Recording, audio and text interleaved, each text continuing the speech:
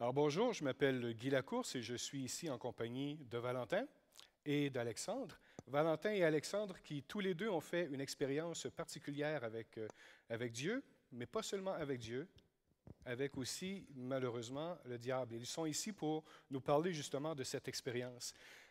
Probablement que certaines personnes qui nous regardent vont se dire, le diable, ça n'existe pas, Dieu, ça n'existe pas, ou encore que certaines personnes se disent que le mal et le bien viennent tous les deux de Dieu. Mais Valentin et Alexandre sont ici pour nous parler d'une expérience très particulière qu'ils ont fait ensemble. Et d'abord, Valentin, bonjour. Et Alexandre, bonjour. Bonjour. Et je voudrais pouvoir vous laisser d'abord la chance à tous les deux de vous présenter brièvement. Alexandre, peut-être. Alors bonjour, moi je m'appelle donc Alexandre, j'ai 23 ans, je viens d'une famille qui à la base ne m'a pas éduqué tout de suite dans le christianisme. Mhm. Ils étaient eux-mêmes chrétiens avant que je naisse et étant tout petit ils ont quitté leur foi, donc moi je viens pas d'une famille chrétienne. Donc aujourd'hui je suis devenu chrétien, adventiste du 7e jour par mon propre chemin. Ça fait longtemps que tu es chrétien comme ça? Alors ça va faire 5 ans que je suis rentré dans l'église. Mhm. Et ça fait à peu près 2 ans maintenant que j'ai été baptisé. D'accord, donc tu as été baptisé il y a 2 ans maintenant. Voilà. D'accord. Et aujourd'hui, donc, tu as des projets pour ta vie? Pour l'instant, j'ai beaucoup de projets. Après, je verrai aussi en fonction de ce qui m'est ouvert comme porte, mais j'ai le projet de devenir missionnaire, en tout cas dans les pays en Asie du Sud, et justement de partager les expériences que j'ai eues, puis un nouvel espoir aussi qui m'a été donné. D'accord, donc tu as vraiment fait une expérience particulière avec le Seigneur et tu vas pouvoir nous en parler dans quelques minutes. Est-ce Oui. que je peux demander à Valentin de se présenter? Oui, bonsoir. Donc moi c'est Valentin, j'ai 30 ans et j'ai grandi dans une famille chrétienne. Me suis fait baptiser, j'avais 20 ans. Mhm. Et puis là j'ai vécu une conversion il y a un an, à l'âge de 29 ans. Donc après avoir été baptisé, c'est Donc, ce tu as que été je... baptisé et c'est plusieurs années plus tard que tu sens que tu as vraiment vécu une conversion. Exactement, c'était un baptême, je pense, assez traditionnel finalement, plus intellectuel. Mhm. Et pas vraiment pratique. Donc c'est là qu'il y a eu un vrai changement, c'est dans la vie pratique chrétienne. Et aujourd'hui, quels sont tes projets pour l'avenir? Alors mes projets, ce sera potentiellement de retourner en Afrique. J'ai fait une première mission dans l'humanitaire. Et donc c'est un domaine qui m'intéresse et dans lequel je compte repartir. Bon, on verra comment les choses se passent. Donc, on a deux missionnaires avec nous, enfin deux futurs missionnaires qui sont ici pour nous raconter cette belle expérience. Et je voudrais peut-être commencer avec Alexandre, justement, que tu nous donnes un tout petit peu plus de détails sur ta vie avant ta rencontre avec le Seigneur. Donc, comme je disais, j'étais pas chrétien avant de rentrer dans l'église. Mes parents ont quitté la foi quand j'étais bien petit. Donc, ma vie, ça a été, pour une bonne partie en tout cas, un chemin déjà loin de Dieu, forcément, puisque plus personne n'avait la foi dans la famille.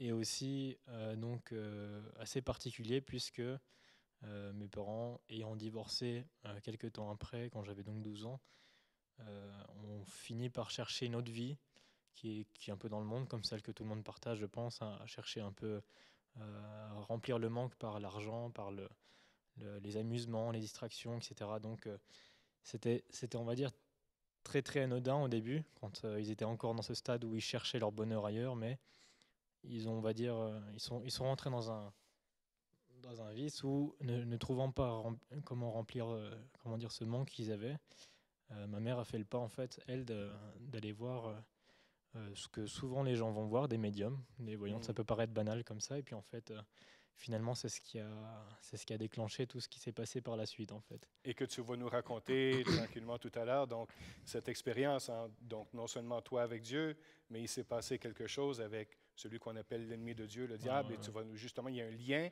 entre ce qui a été vécu dans ta famille et donc auquel tu as été, bien sûr, Mhm. exposé, et ce que tu vas nous raconter tout à l'heure.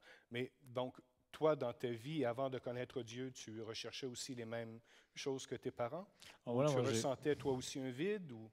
De la même manière, moi je cherchais aussi à remplir ce manque par les amis, les jeux, le sentimental avec une copine, enfin tout ce qui pouvait, entre guillemets, remplir ce dont on croit être voilà, l'essentiel. Donc c'est par des choses matérielles ou donc sentimentales. Donc j'ai passé beaucoup de temps moi aussi à voilà, j'étais avec des amis ou je cherchais un travail qui allait pouvoir faire où je m'épanouissais. Puis après j'ai cherché la copine où je pensais que ça allait être mon épanouissement. Mais tout ça en fait sans vraiment de repère, puisque aujourd'hui on est vraiment dans un temps où finalement on n'apprend pas vraiment aux jeunes pourquoi ils sont là, pourquoi les couples se forment, pourquoi l'amour. On se pose plus vraiment ces questions. Donc j'ai cherché de la même manière donc, que mes parents, que beaucoup d'autres personnes, donc les mêmes choses, sans vraiment trouver comment remplir ce manque. Et donc finalement, de mon côté, c'est pareil. J'ai aussi été amené à avoir on cherche des fois des choses un peu mystiques pour remplir ce manque, parce qu'en fait, tout est rationnel, tout est très banal. Et je voulais remplir ce manque donc d'une manière ou d'une autre. Donc, on cherche une sorte de réponse à un au-delà qu'on perçoit peut-être, mais sans nécessairement le connaître. On sent qu'il y a quelque chose d'autre, qu'il y a un manque, et on le recherche. Et donc, tu es arrivé finalement à connaître Dieu à travers ça? En fait, je dirais que moi, j'ai fait un pas donc qu'il ne fallait pas faire, parce que aujourd'hui, étant chrétien, je sais que c'est des choses qu'on ne doit pas toucher, mais on va dire que Dieu s'est servi de ces choses-là pour en arriver à me parler. Et ce pas, quel était-il? Ce à quoi tu ne devais pas toucher et auquel tu touchais. Tu peux nous en glisser mots?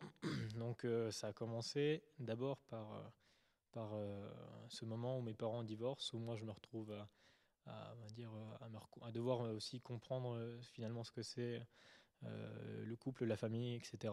Et puis, avec l'envie de m'évader, j'avais un ami qui, lui, avait envie de toucher un petit peu au spiritisme, à ces choses-là. Et puis, ça nous est juste arrivé une fois, peut-être, où on a fait ce jeu-là avec comment dire, Donc la planche de Ouija voilà, ou quelque une chose comme planche ça? avec des lettres. Et puis, on avait cité la phrase bien connue où on demandait en fait aux esprits de se manifester.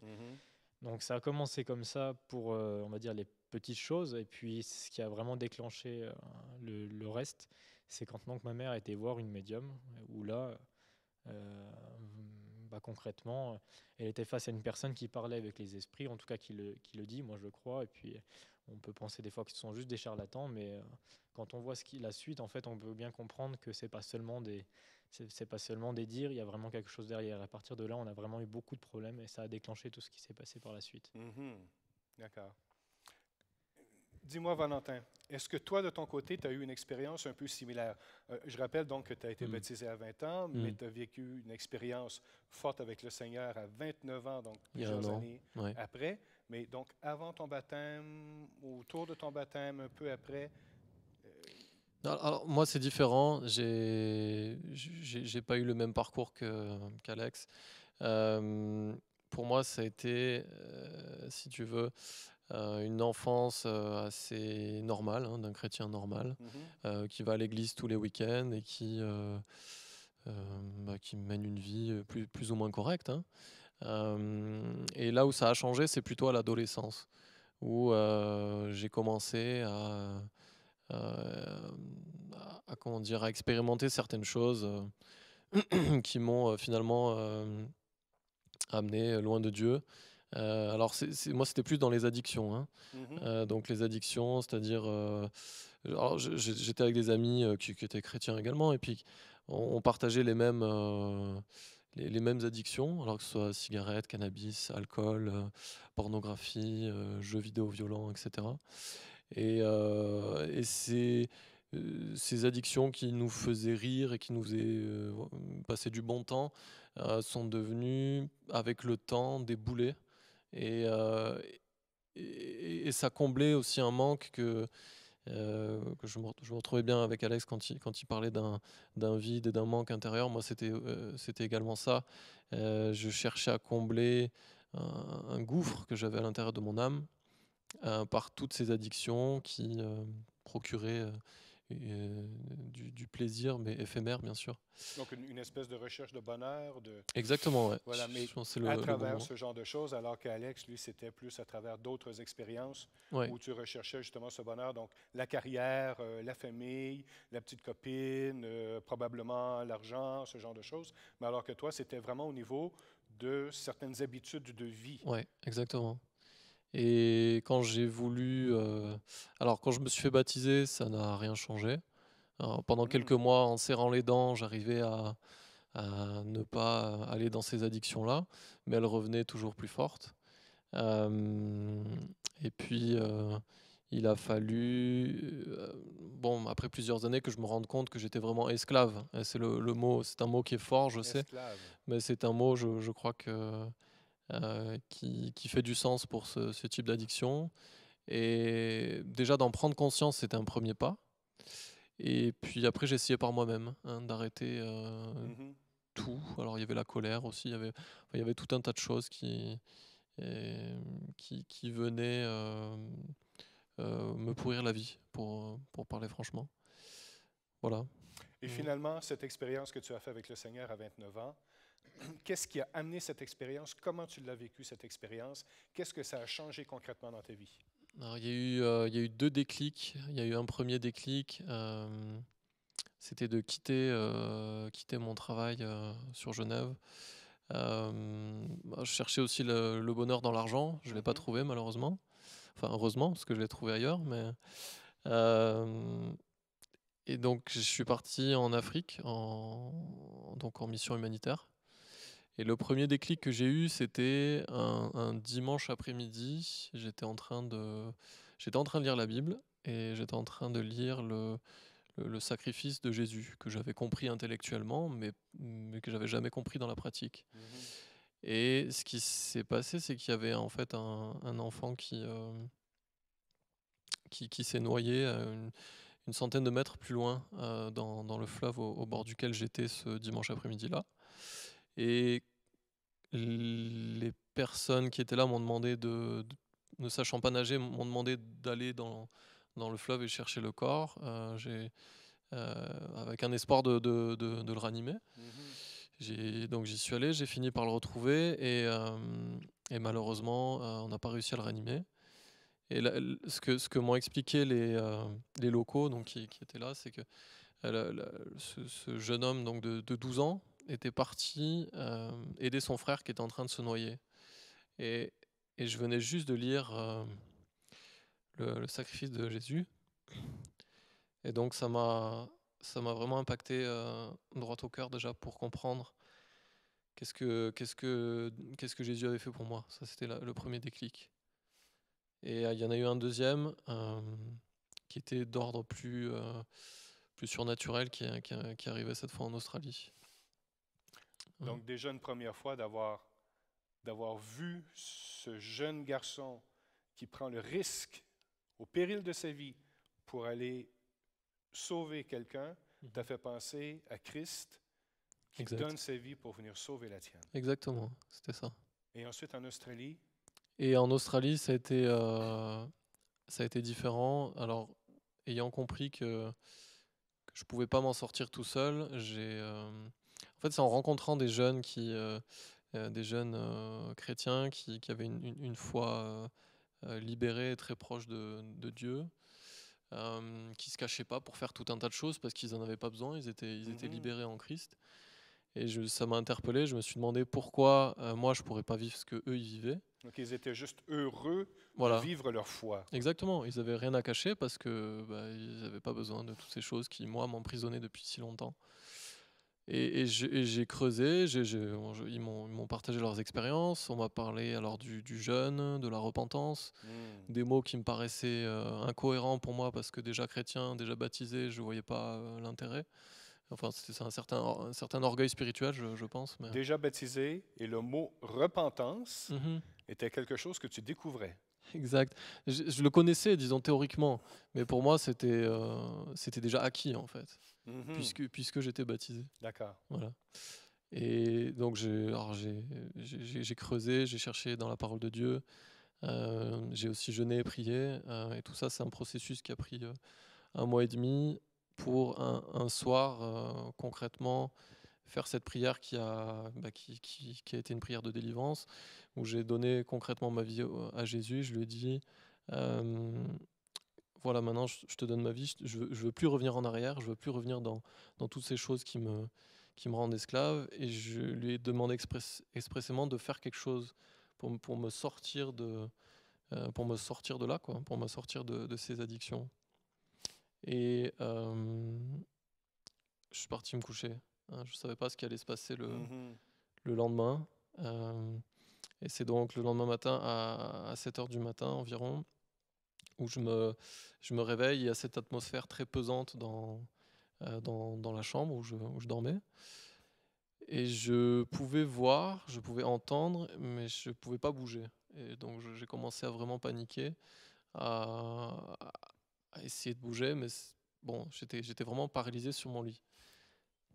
Et oui. Et là, on va garder le suspense. Ok. On va garder le suspense parce que ce que tu t'apprêtes à nous décrire, Ouais. c'est quelque chose que l'on veut entendre. Mhm. Et c'est tout de suite au moment de vraiment ta conversion que tu as vécu quelque chose, une rencontre assez particulière. Mm. Et je veux qu'on garde le suspense de cette rencontre. On y Ok. revient tout à l'heure. Pas de Parce problème. que j'aimerais entendre Alex nous dire, lui, sa conversion, comment il l'a vécu, qu'est-ce que ça a changé. Alors c'est sûr que là, moi, c'est un peu différent du coup, puisque j'étais pas, j'étais pas entouré de chrétiens déjà. J'avais pas d'amis autour de moi qui parlaient de Jésus, tout ça. Et si j'en avais, je pense que je me serais pas mal moqué au début. Donc forcément, c'était pas la manière dont Dieu a agi pour que je puisse avoir cette délivrance Mhm. en question. Alors pour moi, ce qui s'est passé du coup, c'est que pendant longtemps, donc j'étais dans une famille décomposée où il y avait la mère d'un côté, le père de l'autre, les frères et sœurs éparpillés.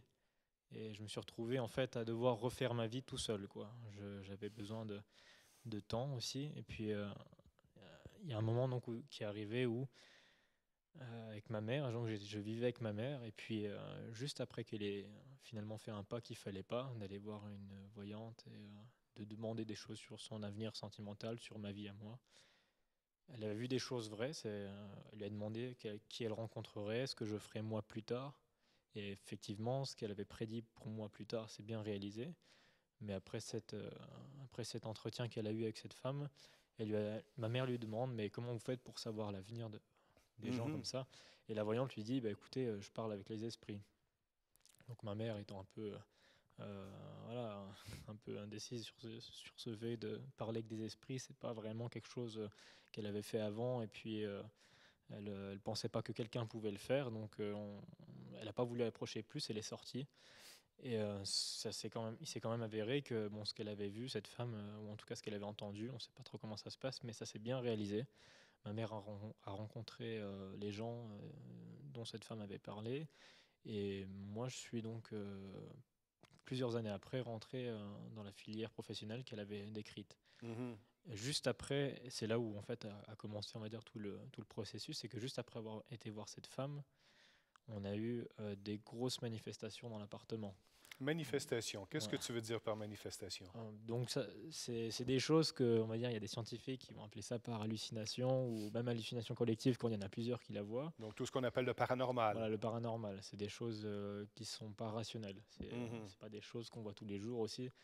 Et concrètement, c'est aussi des choses qui arrivent seulement quand on ouvre des portes à ce monde-là. C'est ce que tu comprends aujourd'hui. C'est ce que je comprends Mais à aujourd'hui. l'époque, À l'époque, je ne comprenais pas, ouais. je ne savais pas du tout qu'est-ce qui était en train de m'arriver non plus, en fait. Mhm.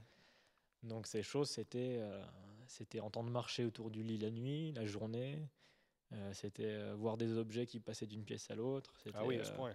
C'était en même temps, hein, par exemple avec ma mère, on voyait un paquet de céréales qui bougeait tout seul le matin, ou on voyait la table qui tremblait toute seule, ou une fois par exemple, ça c'était assez étonnant parce que j'ai des amis qui croient pas en ça et qui étaient venus aussi. Donc j'avais un ami qui est venu dans l'appartement où on vivait, et là il ouvre la porte, il rentre dans le salon et puis il tombe par terre, et puis il se relève tout pâle et puis il me demande mais qui c'est qui m'a fait un croche-pied?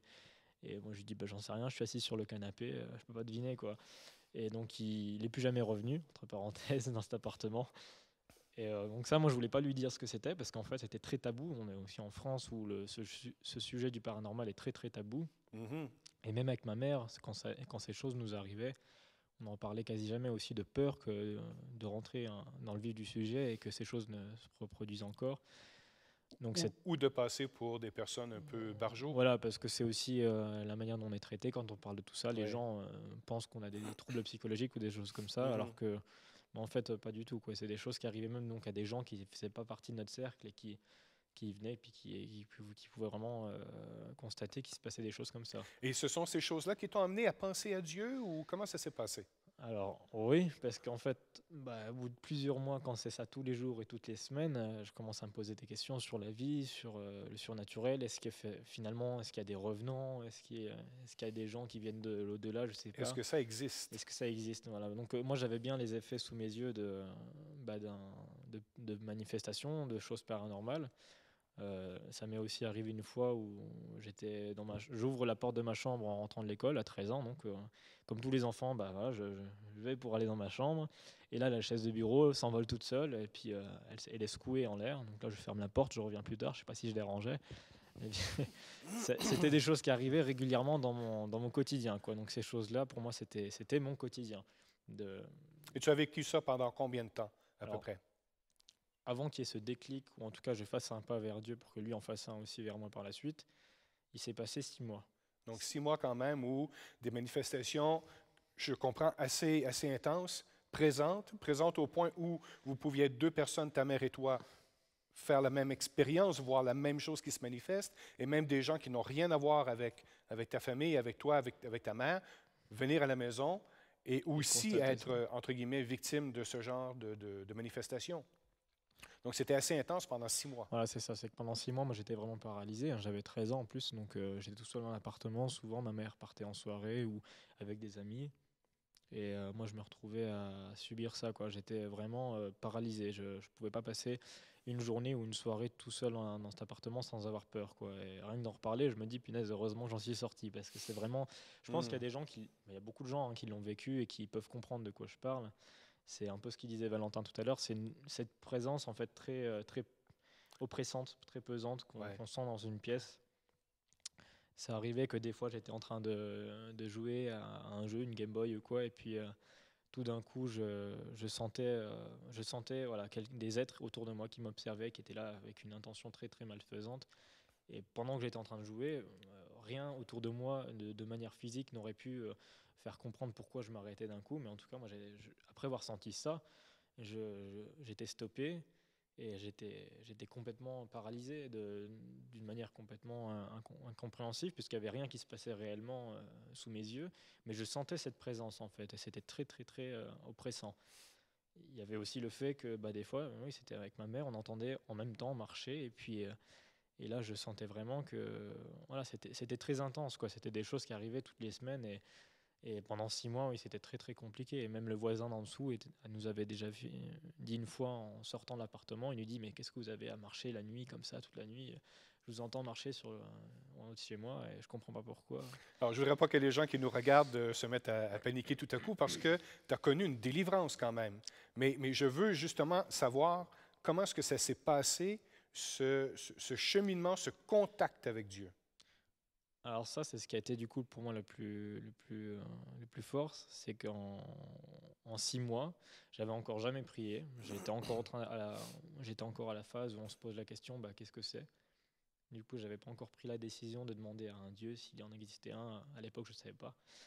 Donc ces choses-là, ça a duré 6 mois. Et au bout de 6 mois, quand ma mère partait encore une fois faire être avec des amis, et moi je me retrouvais encore une fois donc tout seul dans l'appartement. Là, moi, il est arrivé un scénario où moi, je supportais plus, quoi. J'étais donc, je vais prendre ma douche, et là, l'eau devient glaciale, les lumières s'éteignent, donc on me dira c'est un problème de chauffe-eau et d'électricité, c'est vrai. Mais bon, après, le parquet qui commence à craquer, comme des pas, on va dire c'est des pas, hein, concrètement, mais on va dire que c'est le bois qui travaille. On peut toujours trouver ces explications-là, mais moi, à ce moment-là, je savais très bien ce que c'était. Ça faisait 6 mois que j'endurais ces choses. Donc là, pour moi, c'était vraiment le summum. Donc je ne cherche même pas à m'essuyer. Je cours dans mon lit, trempé. Et là, je me dis, OK, c'est plus possible. Donc je commence à me poser vraiment la question, si ces choses-là sont en train de m'arriver, c'est qu'il doit y avoir un Dieu dans l'univers. Il doit exister un être supérieur qui puisse peut-être m'aider pour ce genre de choses. Si le mal spirituel existe, Voilà, il doit y avoir une contrepartie. c'est ce que je me suis dit au moment-là. Et j'étais encore sous ma couette, comme ça, paralysé. Et là, je me disais, bon, ok, faut que je demande de l'aide au final. Donc, j'avais personne autour de moi, il faisait nuit. Et on entend ces bruits, donc complètement paralysé. Je me dis, ok, il faut que je demande, il faut que je fasse le pas. S'il existe un être comme ça, il faut que je lui demande si il peut faire quelque chose pour m'aider aujourd'hui. Donc je ferme les yeux, j'entends toujours ces choses. Et là, je dis, si un Dieu qui existe dans l'univers, si tu existes, ben, fais quelque chose, arrête ça tout de suite, que j'en sois vraiment délivré maintenant. Et à ce moment-là, donc où je prie au bout de 6 mois, c'est là où tout s'arrête d'un coup en fait. Tout s'arrête d'un coup. Voilà, toutes les manifestations déjà s'arrêtent à la seconde où je prie. Et même les jours après cette prière, j'ai plus jamais eu aucune manifestation en fait.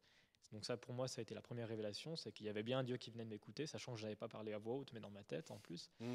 Et qu'en fait j'avais juste à lui demander de m'aider, et qu'il était présent, qu'il était prêt à m'aider, mais qu'il attendait que je fasse le pas et de dire ben voilà, j'ai besoin de toi en fait. Et après avoir fait ce premier pas, il y a des choses qui se mettent en place dans ta vie pour que tranquillement, tu apprennes à le connaître finalement, cet être Dieu.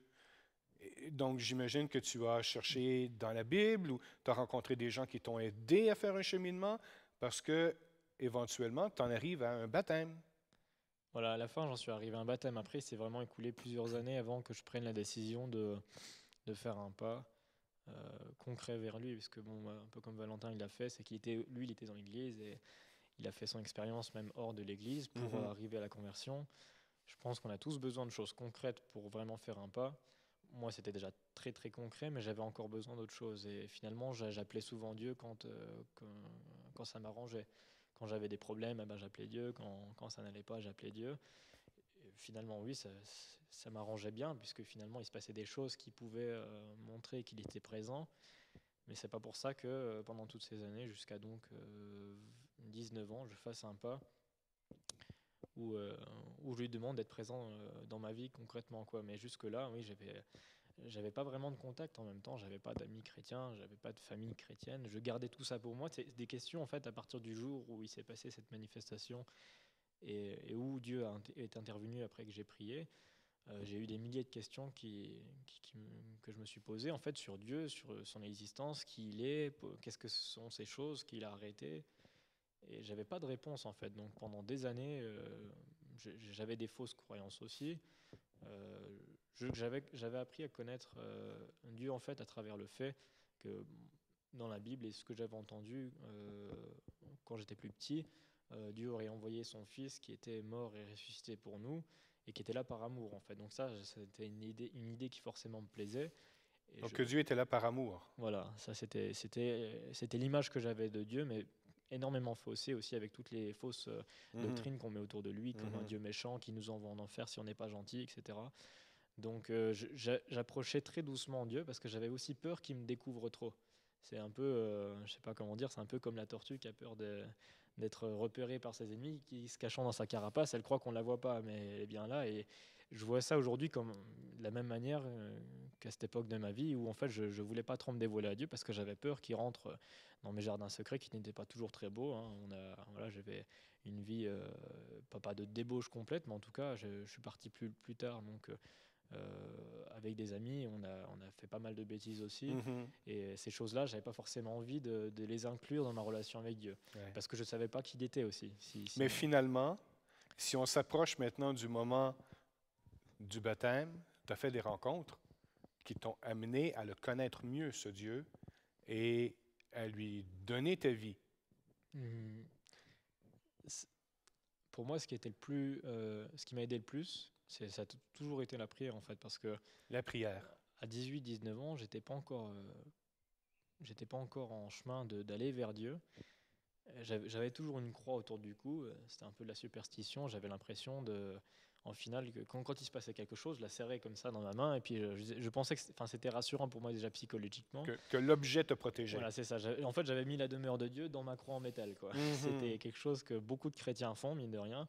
Ouais. Et c'est vraiment une fausse croyance, hein. Et je m'en suis aperçu justement le jour où je suis rentré dans une filière professionnelle où j'avais plus le droit de porter de bijoux. Alors même si je suis pas coquet, cette croix pour moi était importante. Et finalement, j'ai dû la laisser. Et à un moment donné, au bout d'1 an, 2 ans, j'ai compris qu'en fait, j'avais beaucoup lié mon envie d'aller vers Dieu par des choses subtiles et très matérielles, toujours comme beaucoup d'êtres humains en fait. Donc en même temps que cette croix, j'ai dû la laisser tomber. Ça m'a fait réaliser que finalement, je résidais en moi-même, à me dire Dieu n'existe que si j'ai des objets qui me sont portés vers lui. Donc je lisais pas encore la Bible, et voyant beaucoup de gens qui portaient une croix autour du cou, j'avais l'impression que c'était ça qui était important, et j'avais pas encore compris en fait que vraiment le seul moyen d'être proche de Dieu, c'était pas des objets, mais c'était ma relation avec lui à travers la prière. Et c'est ce qui s'est passé donc après au bout de 2 ans, donc là j'avais 18-19 ans. Et là, je me suis reposé les mêmes questions que quand j'avais 13 ans sur lui, sur qui il est, pourquoi il est là, et surtout qu'est-ce qu'il peut faire dans ma vie pour m'aider à avancer et à remplir le manque que j'avais à ce moment-là. Et donc là, je prie et je demande, voilà, s'il y a un chemin que tu veux me montrer, j'aimerais le connaître maintenant. J'aimerais avoir beaucoup de réponses aussi, parce que j'ai beaucoup de questions, mais très peu de réponses pour le moment. Donc, tu lui demandes qu'il te montre un chemin. Et finalement, est-ce que tu fais la rencontre de certaines personnes? Et c'est à ce moment-là, voilà, où je rencontre quelqu'un. Au bout de quelques semaines, je finis par donc rencontrer une fille qui, elle, était chrétienne, adventiste, et surtout la rencontre avec sa mère, donc, qui, elle, était une femme très pieuse, très spirituelle. Et donc pendant 2 ans, j'ai fréquenté donc le foyer où ils étaient pour aller voir donc souvent sa mère, qui, elle, me donnait des réponses sur les questions que j'avais. Et puis ça c'était quelques semaines après que j'ai fait cette prière. J'ai d'abord fait donc la rencontre avec la fille, et puis j'en suis amené au bout de plusieurs mois à rencontrer aussi sa famille, dont la mère et cette femme en fait qui m'a amené à avoir les réponses sur toutes mes questions. Et donc de fil en aiguille, tu en arrives à connaître d'autres personnes, à même connaître une communauté de croyants. Et qu'est-ce qui sera l'élément déclencheur pour te dire, il faut que je donne ma vie à Dieu? Alors, il y a eu 2 choses qui se sont passées avant que je fasse ça. La première, c'est que quand j'ai rencontré donc, cette fille et sa mère donc, qui m'ont aidé à m'approcher de Dieu, elles m'ont invité dès le début à aller à l'église. Donc c'était un samedi matin, puisque c'était donc dans une église adventiste. Et là, dès que je suis rentré dans cette église, les chants ont retenti, c'était des louanges. Et là, j'ai senti une émotion qui m'a envahi. De la même manière que quand j'étais plus petit, j'avais des émotions, mais beaucoup plus négatives à cause de ces manifestations qui rentraient en moi. À ce moment-là où les chants ont retenti, les louanges, j'ai senti vraiment comme une présence vraiment bienfaisante, une paix. Et en même temps, un message, du coup, me disant, voilà, c'est ici que je veux que tu sois. Donc, pour moi, ça a été un message déjà très, très fort. Et ça a déjà fait que moi j'ai pris la décision dès ce moment-là de faire partie de l'Église adventiste. D'accord. C'est après donc que j'ai eu beaucoup de réponses grâce à cette femme sur les questions que j'avais sur les doctrines, sur Dieu, sur la Bible aussi. Donc pour connaître Dieu finalement. Voilà, pour connaître et te Dieu. Connaître toi-même aussi en tant qu'être humain. Voilà, parce que toutes les questions que j'avais, à travers cette relation avec Dieu. Oui. Moi j'avais une remise en question totale. En fait, j'étais en train de me dire que finalement, j'avais rien compris avant de qui était Dieu, puisque pendant ces 2 ans où on discutait avec cette femme, elle me faisait vraiment percevoir que Dieu était un Dieu d'amour, un Dieu juste, un Dieu saint, qui n'était pas là pour me punir ou pour me châtier dès que je faisais une bêtise, mais qui était là vraiment pour m'aider à marcher avec lui, pour me transformer aussi, pour me rendre saint comme il veut qu'on le soit, et pour qu'on soit finalement épanoui dans notre vie avec lui déjà aujourd'hui, quoi. Donc, tu as vécu une sorte de déprogrammation de ce que tu croyais que Dieu pouvait être, pour réapprendre à connaître ce Dieu, d'une part à travers la prière, c'est ce que tu me dis, et d'autre part à travers justement ces rencontres et ces études et ces témoignages que les gens t'ont donnés. Et puis finalement, un jour, tu décides, tu te fais baptiser et tu donnes ta vie à Dieu en même temps que ce geste de baptême. C'est bien ça? C'est ça. Alors j'ai eu ce baptême 2 ans après que je sois rentré dans cette église. Et après ce baptême, j'avais donc, enfin ce baptême, on sait que c'est important parce que c'est aussi écrit dans la Bible que le baptême c'est pas quelque chose de juste symbolique. Il y a quelque chose de vrai qui se passe. C'est qu'on déclare officiellement à tout le monde et à l'univers que Dieu est notre Père. En fait, à ce moment-là, on n'est plus abandonné, on n'est plus orphelin. On est entre les mains de Dieu. C'est notre Père officiellement. C'est un peu, je vois ça un peu comme le mariage en fait. Ouais, sauf que là, c'est tout à fait. un lien différent. Mais là encore, en fait, j'avais fait un pas décisif où je disais maintenant tu es mon Père, c'est toi qui gères ma vie. Mais ça suffisait pas encore parce que moi, j'avais déclaré donc être adventiste à ce moment-là, chrétien, en étant baptisé, mais j'avais toujours ce manque en même temps en moi, et puis quelque chose qui me retenait, qui m'empêchait d'avoir comme disait Valentin tout à l'heure, une relation épanouie et libre avec les autres à propos de Dieu. Donc, tu donnes ta vie à Dieu, mais tout n'est pas devenu rose d'un coup. Ah non, non. Il a fallu qu'il se passe quelque chose d'autre après, parce que ce que tu nous dis, c'est qu'il y avait encore un peu un manque, un vide quelque part. Il devait encore y avoir une transformation qui devait prendre place dans ta vie après le baptême. Il y avait encore quelque chose qui devait se passer. Ouais, finalement, c'était la plus importante. Et on va garder le suspense. Je suis désolé, je fais exprès. Mais ce qui va se passer dans ta vie est similaire à ce que Valentin était sur le point de nous raconter tout à l'heure. Valentin, on s'est laissé, tu venais de donner ta vie à Dieu. Ouais. Et là, il y a quelque chose qui se passe dans ton existence à ce moment-là. Qu'est-ce que c'est?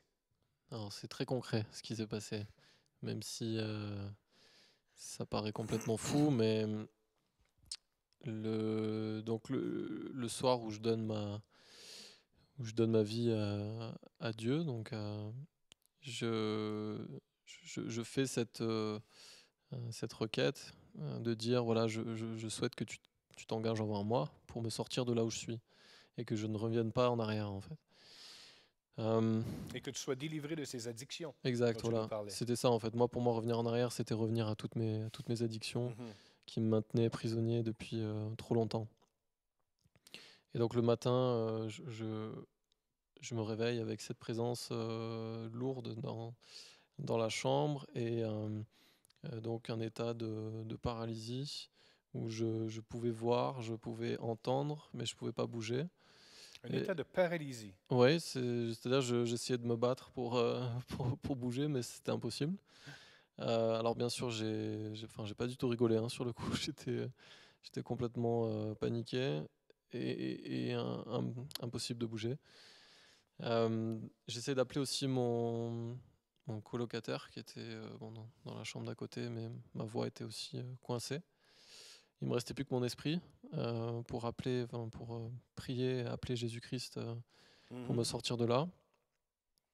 Et en fait, je pense que Dieu a permis que je vois ce qui se passait à ce moment-là dans la chambre. Et il y avait donc un être avec un visage pâle, un regard livide qui me regardait et avec du dépit parce qu'il était en train de perdre le contrôle de la situation, vu que je continuais à appeler Jésus-Christ.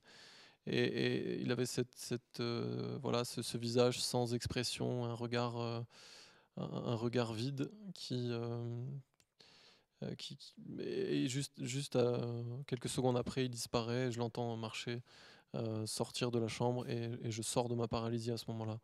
Donc, tu as réellement vu dans ta chambre, près de toi, un être que tu peux associer à un état d'oppression que tu vivais et dont tu demandais à Dieu de te délivrer? Ouais, clairement. Et puis donc après je me suis renseigné parce que moi j'avais jamais rien vécu de tel et je pensais pas qu'il y avait comme ça une présence dans ma vie qui me maintenait prisonnier. Mais en fait, en regardant les textes, on voit que Marie de Magdala avait 7 démons, par exemple.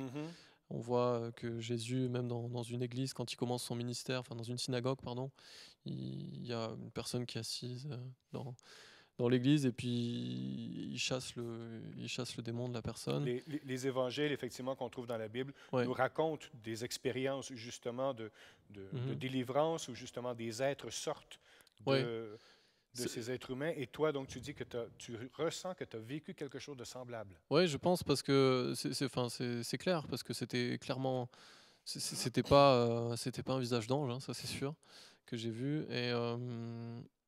Et j'ai eu d'autres amis, donc chrétiens, qui ont pareil, donc qui sont venus à la repentance et qui, en donnant leur vie à Christ, ont été libérés et ont vu des démons, hein, tout simplement. Oui, oui. Euh, et je crois que c'est quelque chose de très concret qu'on refuse parce que, enfin moi que j'ai refusé pendant longtemps parce que tout simplement je pense qu'il y a un certain orgueil, une certaine fierté d'être chrétien et puis de se dire bon moi je suis du bon côté donc c'est sûr que ma vie est en règle et que même si tout n'est pas tout n'est pas clair, c'est certain que je suis du bon côté. Donc on m'aurait dit ça quelques années auparavant, je l'aurais rejeté. On m'aurait dit que dans ta vie, tu as une partie de ta vie qui est coincée, qui est aux prises. En fait, tu es esclave du côté obscur. J'aurais dit non, c'est pas possible.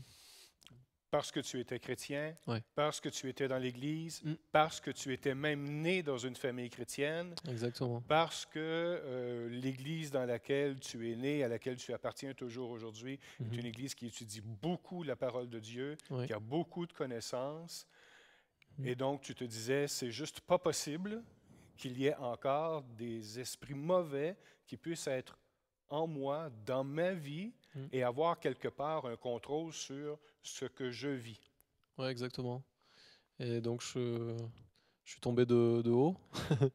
Mais d'un autre côté, à partir de là, ça a été un changement total dans ma vie. Il y avait déjà un sentiment de plénitude qui remplissait mon âme. Et puis, alors Paul parle d'une course, hein, pour remporter le prix. Donc Ouais. c'est pas fini, hein, c'était juste le début. Mais je passe tous les jours du temps avec le Seigneur en prière ou en lecture de la parole et puis ça se passe très bien. Et aujourd'hui, est-ce que tu peux dire que ces addictions desquelles tu avais demandé cette délivrance, est-ce qu'aujourd'hui, tu peux dire, le Seigneur m'en a délivré? Ah, clairement, ouais. Là, je suis Clairement. plus du tout attiré même par C'est ça. vrai. Ouais. Je suis plus attiré. Il y a des tentations, ça c'est clair, hein.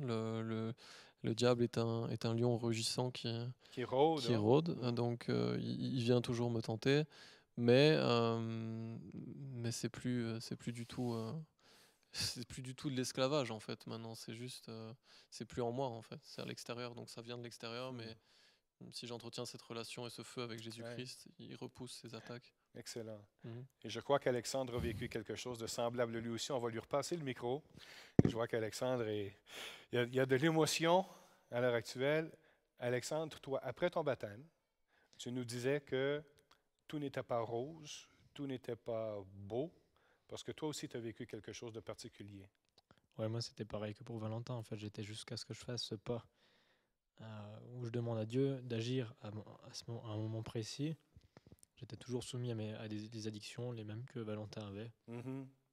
J'avais toujours les mêmes troubles à l'intérieur de moi où je me rendais compte que j'étais toujours en pris de quelque chose en fait qui m'empêchait de vraiment aller vers Dieu librement et de me sentir épanoui dans ma relation avec lui et avec les autres même, puisque quand on est esclave, comme il dit, c'est un mot fort, mais ça exprime vraiment concrètement dans quel état on est à ce moment-là. On est comme attaché, Voilà, enchaîné on est comme à quelque enchaîné chose. par des choses qu'on voit même pas. Donc en fait, on Ouais. peut même pas les décrire. On peut pas dire, mais écoute, c'est quelque chose comme ça. On peut même pas le dessiner en fait.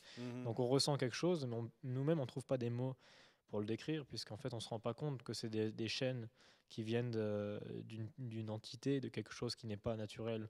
Et de la même manière que Valentin, donc c'était clairement ça, c'est que j'avais ouvert des portes de mon côté aussi étant plus petit à des démons, à des êtres qui donc sont des anges déchus, c'est des êtres qui sont là pour... Tout ce monde du spiritisme, de la divination, voilà, de connaître le futur à travers les personnes qui lisent dans, je ne sais pas moi, les cartes, ce genre de choses. Moi, je ne connais pas vraiment parce que je n'ai pas consulté, mais donc tout ce monde-là, pour toi, est en quelque sorte, quand on l'utilise, c'est comme si on ouvrait une porte et qu'on disait à ces esprits, ben, vous êtes bienvenus à l'intérieur de ma vie, à l'intérieur de mon existence. Oui. Clairement, c'est bien pour ça d'ailleurs que Dieu dit dans...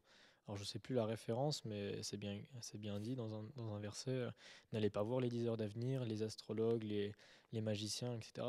Il le dit concrètement qu'il ne faut pas aller voir ces gens-là. Donc une fois qu'on a ouvert la porte, c'est un peu comme si voilà, on disait non, moi j'ai envie, je vais essayer, je vais faire mon expérience en quelque sorte. Et donc toi, après ce baptême que tu as vécu, il y avait encore des choses dont tu devais être délivré. Oui, parce que... Et c'est là où j'en arrive à cette expérience particulière que tu as vécue. Ouais, donc là, c'était l'expérience dont j'avais besoin aussi pour être délivré de ça, en fait, parce que j'étais baptisé, j'allais toutes les semaines, j'allais à l'église, j'avais ma relation avec Dieu comme un peu tout le monde. J'avais l'impression, comme il disait tout à l'heure, d'être un chrétien comme ça, quoi, et puis d'être du bon côté, de ne pas avoir besoin de plus. Mais il y avait toujours ce manque. Donc j'en suis arrivé à un moment donné à me lamenter en quelque sorte, à dire mais tu existes ou tu n'existes pas dans ce que je suis en train de vivre. J'avais eu des expériences concrètes avec lui quand j'avais ces manifestations où il a stoppé tout ça, mais j'avais l'impression d'être vide encore intérieur et de dire mais dans ce que je suis en train de vivre intérieurement, où est-ce que tu es quoi. Donc ça c'était plusieurs mois après mon baptême. Et je commençais à expérimenter ce dont il a parlé aussi tout à l'heure, c'est le jeûne. Parce que, en fait, donc jeûne avec prière. Voilà, le jeûne et la prière. Et ça me fait penser donc au texte où Jésus dit mais ces démons-là, ils ne partent que par le jeûne et la prière. Et finalement, pour moi, c'était aussi une révélation des écrits qui sont dans la Bible, puisque ce sont des choses vraies. C'est quand on donne une phrase pour décrire un peu la Bible, on dit la parole vivante. Pour moi, aujourd'hui, je le comprends beaucoup mieux, puisqu'en fait, tout ce qu'on peut apprendre dans l'Évangile et dans ce que donne comme conseil et comme ordonnance Jésus, si on l'expérimente, on se rend compte que c'est du concret, c'est du réel, c'est des choses qui arrivent et que ce ne sont pas juste des mots sur du papier. Donc j'ai jeûné, j'ai prié. J'ai fait ça de manière très courte pour commencer. J'ai fait un jeûne qui a été du midi jusqu'au soir. J'ai mangé le matin et puis j'ai dit voilà, maintenant aujourd'hui je vais passer le reste de ma journée à jeûner. Et arrivé le soir, c'est là où j'ai pris moi l'engagement de me dire voilà, je vais être complètement à toi aussi. C'était donc même plus une manière de m'exprimer devant les autres, c'était quelque chose où j'étais tout seul dans la chambre où j'étais à genoux et là j'ai prié, j'ai dit voilà, écoute, maintenant je veux que ça s'arrête, que ce que je ressens à l'intérieur, ces chaînes, je sais pas comment les décrire, mais je veux que ça s'arrête, j'arrive plus à le supporter, c'est trop lourd pour moi, je veux pas marcher avec ça toute ma vie, c'est pas possible. Et ces choses-là, c'est des choses que dans le monde entier, tout le monde vit un petit peu en fait quand on est dans le monde. C'est des chaînes vraiment qu'on peut pas décrire, mais qui nous rendent esclaves et on se dit mais pourquoi je ressens ça. Ça peut être des tourments du passé, ça peut être des choses voilà, qui nous accablent parce que c'est des addictions dont on n'arrive pas à s'empêcher d'être soumis. Alors à ce moment-là, j'étais vraiment on va dire dans l'agonie parce que j'en pouvais plus quoi, et j'étais donc comme on disait déjà baptisé, mais j'avais pas fait ce pas. Donc je me suis mis à genoux, j'ai jeûné. Et là, c'est la prière que j'ai faite. Alors, sur le moment, c'est sûr que là, c'était avec le cœur, puisqu'il y avait les émotions. Voilà, je suis allé chercher au fond. J'ai dit, voilà, j'ai besoin de toi. Maintenant, je me repens aussi de tout ce que j'ai pu faire, même jusqu'à aujourd'hui. Je veux plus faire partie de ce chemin que tu n'aimes pas et que je n'aime pas non plus, finalement, après expérience.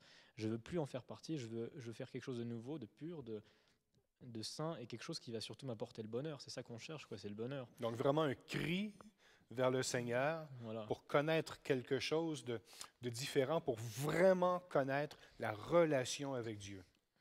Et il se passe quoi après cette prière? Donc je prie et c'était le soir, donc je vais me coucher après cette prière forte qui a duré quelques minutes. Et puis arrivé à 3 heures du matin, je me réveille. Et je ne sais pas pourquoi, je me réveille comme si c'était le matin. Je regarde le réveil et là, il est 3 heures du matin et je me dis pourquoi je me réveille comme ça en pleine nuit. Et puis je ressens comme pour moi c'est le Saint-Esprit qui me parlait. Quand on croit que c'est notre conscience, souvent c'est lui qui nous parle. Et je ressens ce message qui me dit continue de prier. Continue de prier. Voilà, c'était comme un message qui me dit prie encore. Alors j'écoute ma conscience et je me remets à genoux sur le lit et puis je prie encore. Et je dis voilà, je continue à réclamer avec détermination ce que j'ai demandé quelques heures auparavant. Je veux te délivrer, je veux arrêter ces choses qui m'ont pressé jusque-là. Et tu te recouches. Et après ça, je me recouche parce que je tombe un peu de fatigue, quoi. Je me couche et je sens une présence très pesante qui arrive. Quelque chose dans la pièce, et là je comprends pas, je me dis je viens de prier, pourquoi il se passe ça? Donc c'était toujours 3h du matin, et je sens cette présence là qui entoure dans la pièce, et je me dis mais ça fait des années maintenant que je l'ai plus, cette présence, je l'ai pas ressentie, pourquoi maintenant? Surtout après avoir prié. Finalement je me rendors quand même, et juste au moment, je sais pas s'il y a un moment clé entre l'éveil et le sommeil, mais juste au moment où je commence à m'évader dans mes rêves et tout ça, là, il se passe quelque chose que j'avais encore jamais eu avant, c'est que j'entends, là j'ai vraiment entendu des voix très concrètes, c'était pas seulement dans ma tête, j'entendais vraiment une voix qui disait « Il n'est pas là ton Jésus, il n'existe pas, c'est pas la peine de l'appeler, il n'existe pas, il n'est pas là ». Mais une voix très forte et voilà, était aussi pesante que la sensation que j'avais d'une présence dans la pièce. Et là, je commence à vraiment me réveiller encore une fois, et je me dis « Oula, qu'est-ce que c'est ? J'avais jamais entendu ça ». Et cette voix qui me parlait, c'était clairement pas celle de Dieu ou de Jésus-Christ en qui je croyais. Donc j'ai bien compris que là, il commence à se passer quelque chose de très très spécial, encore une fois. Et là, j'entends une voix qui vient au-dessus de cette voix-là, qui est encore plus forte, on va dire, mais qui celle-là n'est pas... voilà, ça ne me donne pas envie de me cacher sous ma couette. Une voix qui dit « tu vas voir ce que je vais faire ». Et là... c'est le réveil. Juste après que j'entende cette voix, je me réveille et je sens une force à l'intérieur de moi qui vibre dans tout mon corps, qui me fait vibrer, comme un frisson, mais qui venait de l'intérieur, vraiment très très fort. Et j'entends le bois autour de mon lit qui craque, le bois de la pièce, c'est tout en parquet, et le bois pour les murs. J'entends tout craquer, et là je sens comment dire, quelque chose qui sort de moi en fait. C'était vraiment très, très concret. J'avais vraiment l'impression de sentir comme un poids en fait qui sort de mon corps, et je me sentais comme vraiment tout léger juste après ça. Donc là, j'étais bien réveillé. Hein. Et là, je me remets à genoux, et puis là, je viens de comprendre en fait que je venais d'être délivré de quelque chose de très concret. C'était celui qui venait de me parler en fait juste avant la dernière voix et qui me disait il n'est pas là ton Jésus-Christ. À ce moment précis, je venais de comprendre que j'avais un démon en moi, et à ce moment précis aussi, je venais de comprendre que je venais d'en être délivré parce que j'avais demandé à Dieu de faire quelque chose très fort à ce moment-là aussi, quoi. Donc là, j'ai été pris d'émotion, et là, je venais de comprendre que ce vide et cette paix que je venais de ressentir à ce moment-là, c'était une délivrance. Et ça a été ma conversion pour moi. Oui. Donc, tous les deux, vous avez vécu cette histoire qu'on pourrait dire invraisemblable, où vous avez été en contact d'une part très intense avec Dieu, et d'autre part où vous avez vraiment été en contact avec des esprits mauvais, qu'on peut appeler démons, le diable, Satan, même Lucifer, qui était son nom lorsqu'il était encore bon garçon. Mais donc vous avez vraiment été en contact avec ces esprits. C'est la raison pour laquelle vous avez voulu en témoigner aujourd'hui, c'est de dire, toi Alexandre, qui n'étais pas chrétien, qui n'a pas connu vraiment cet environnement chrétien, famille chrétienne, mais qui en est arrivé à faire ce pacte avec Dieu, avec le Seigneur, pour vivre avec lui et lui donner ta vie. Et toi, Valentin, qui a vécu dans une église chrétienne et qui a connu le baptême, mais voilà, un baptême de nom, la conversion, elle est venue vraiment seulement plus tard. Tous les deux, malgré votre cheminement un peu, ou enfin votre provenance différente au niveau spirituel, tous les deux, vous avez connu cette délivrance vraiment particulière, où est-ce que malgré que vous étiez déjà baptisé et tout ça, il y avait encore des choses qui pouvaient rester? Ouais, en fait, ce qui est intéressant, c'est, j'étais en train de repenser à ce que dit Jésus à Nicodème. Tu sais, quand il lui parle de la nouvelle naissance, et je relis juste le verset qui est dans Jean 3, verset 3. En vérité, je te le dis, si un homme ne naît de nouveau, il ne peut voir le royaume de Dieu. Et je crois que c'est vraiment ce qu'on a vécu, c'est une nouvelle naissance. On est passé de la mort à la vie, Oui. on est passé du royaume des ténèbres à la lumière. Et en fait, même si on connaît la Bible et qu'on connaît ce verset, tant qu'il ne devient pas concret dans la vie d'un chrétien, Jésus est très clair, hein, on ne peut pas voir le royaume de Dieu. Mhm. C'est-à-dire en fait, tant qu'on ne passe pas du côté de la lumière, eh bien malheureusement, on reste dans les ténèbres. Et même une foi théorique ne peut nous sauver. Et je voulais juste rajouter Excellent. ça. Ouais. Mhm. Valentin, Alexandre, vous nous avez livré un témoignage vibrant aujourd'hui qui montre l'amour de Dieu, qui montre à quel point Dieu veut nous délivrer justement du mal. Et Valentin, tu viens de le faire un tout petit peu, mais s'il y avait un dernier mot, un conseil, un appel que vous pourriez dire aux gens qui nous regardent aujourd'hui, qu'est-ce que ce serait? Pour moi, ce serait déjà quelque chose de rationnel. C'est qu'on est tous soumis, plus ou moins en tout cas, à des forces surnaturelles, qu'on le Oui. veuille ou non. Mhm. C'est que ce soit par les addictions, par n'importe quel penchant quand il est malsain ou qu'on pense ne pas être bon en tout cas. C'est d'une manière ou d'une autre, c'est des tentations qui viennent de Satan. C'est des choses qui nous oppressent et ces choses-là, on y est tous soumis. Qu'on ait ou pas des manifestations aussi fortes que Valentin et moi en avons eu, malgré qu'il y ait beaucoup de personnes aussi qui aient vécu ce genre de choses, tout le monde finalement, même un chrétien, donc, hein, c'est parce on l'a bien dit, on était aussi chrétiens quand ça nous est encore arrivé. Ces choses-là, elles sont propres à tous ceux qui vivent sur la terre. C'est quelque chose d'universel. Tout le monde finalement ressent plus ou moins, on va dire, c'est cette force qui les oppresse, qui les empêche d'avancer des fois. Et finalement, il y a une seule chose qui nous en délivre. Et c'est là où notre témoignage il se rejoint, c'est que c'est cette conversion, ce moment où on se met à genoux et on dit maintenant sauve-moi, Jésus-Christ sauve-moi, fais quelque chose. Et ben, c'est ce moment-là où il y a quelque chose qui se passe en fait. C'est ce moment-là où il agit, c'est que lui toque à la porte et il nous amène jusqu'à ce moment où on finit par vraiment se repentir et se demander pardon aussi et de dire maintenant je veux changer, je veux être différent, je veux être délivré de cet esclavage. Et ça c'est c'est donné à tout le monde, qu'on soit chrétien ou pas chrétien, Mhm. c'est ce qui amène à devenir chrétien en fait. Voilà. C'est que cette parole-là, cette conversion elle est donnée à tout le monde. J'ai pas fait théologie, Valentin non plus. On n'a pas avant ça, moi je sais que je lisais très très peu la Bible et pourtant c'est ce qui m'a amené par la suite à lire la Bible et à m'enrichir de tout ça, à trouver en fait que c'était un trésor de lire sa parole. Avant ça, je l'avais pas encore vécu. Donc cette conversion en fait, tout le monde peut l'avoir. Il suffit de la vouloir déjà. Donc, ton conseil aux gens, c'est approchez-vous de Dieu Voilà, c'est ça, et il ouais. s'approchera de vous parce que Dieu vous cherche. Il y a un proverbe qui dit faites un pas vers lui et lui va courir vers vous. Voilà. Valentin, est-ce que tu aurais un dernier mot pour nous?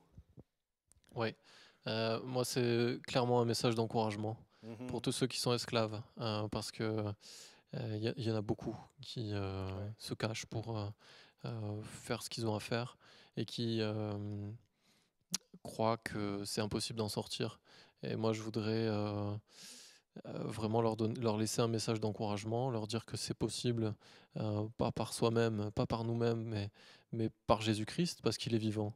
Et il agit aujourd'hui. Et il attend juste voilà, comme a dit Alex, hein, je pense que c'était bien résumé, qu'on se mette à genoux. Et puis qu'on lui dise, Mhm. bah voilà, en fait, j'arrive pas, quoi. Fais quelque chose, parce que moi, j'arrive pas. Et c'est ça que je voudrais laisser. Excellent. Alex, Valentin, d'abord, merci pour votre courage, merci Merci. pour votre foi. Vous êtes très certainement une inspiration pour nous, pour tous ceux et celles qui nous regardent, qui nous ont écoutés aujourd'hui. Et effectivement, il y a un message d'espoir pour nous tous et nous toutes. Dieu nous cherche, il veut nous délivrer, il est capable. Donc, simplement donnons-nous à lui. Merci à vous deux Merci. et merci à ceux qui nous ont regardés aujourd'hui.